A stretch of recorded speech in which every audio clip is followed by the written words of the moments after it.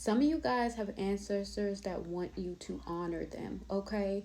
Some of you guys are honoring certain ancestors and neglecting the other ones. Now, this isn't happening on purpose, what I'm getting, okay?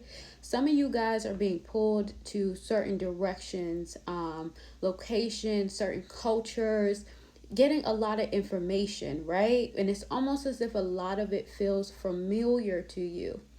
What seems to be going on is a lot of people feel disconnected due to the fact that either your family was not very well versed or connected into their roots. And for some of you, every time you try to go deeper into it, you either get distracted or something throws you off course, okay? They are redirecting you back to diving deeper because in knowing your ancestors, you know yourself better, why you operate the way you do, okay? A lot of the physical traits that you have, the different ways that you conduct yourself, down to even your blood type, are markers and little things they left behind to connect you to them. This is why I always say practicing intuitive eating, so listening to your body, not what mass media or people are telling you, is key, because not everybody's body types and things process foods the same way. If your ancestors were warriors, you might need to eat some type of meat, some type of fish.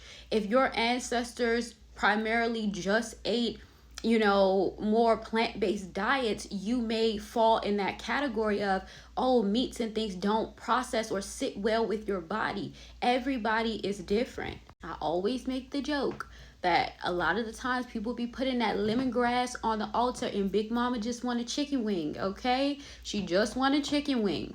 But seriously, I'm also getting, for some of you, you feel like a fraud or feel weird diving into, different cultures or different areas, especially if your family is disconnected from the roots.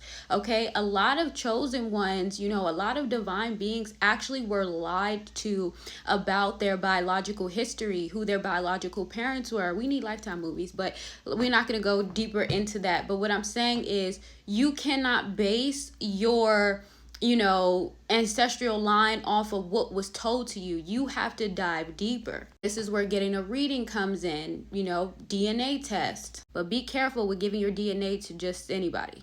And a lot of you guys are also have spirit guides and ancestors, and also getting glimpses of your past lives. Some of you guys weren't even the same race as you are now. You didn't live in the same countries, do the same things. But a lot of those memories are still in your soul print, right? When we think about the fact that 98% of human DNA is considered junk DNA because scientists do not have an actual reason as to what it is used for, you start to look at your genetic makeup a little bit different and realize that just because they didn't know what to do with it doesn't mean that it doesn't have a purpose and that it was passed down for a reason.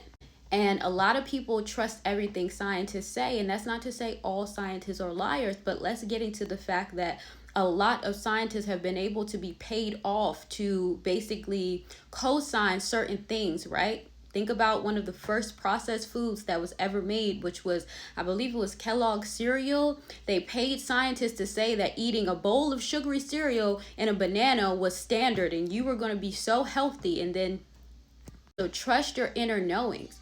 Just like some of you guys, the ones who were lied to about your biological parent or parents or whatever the case may be, you probably always felt some difference.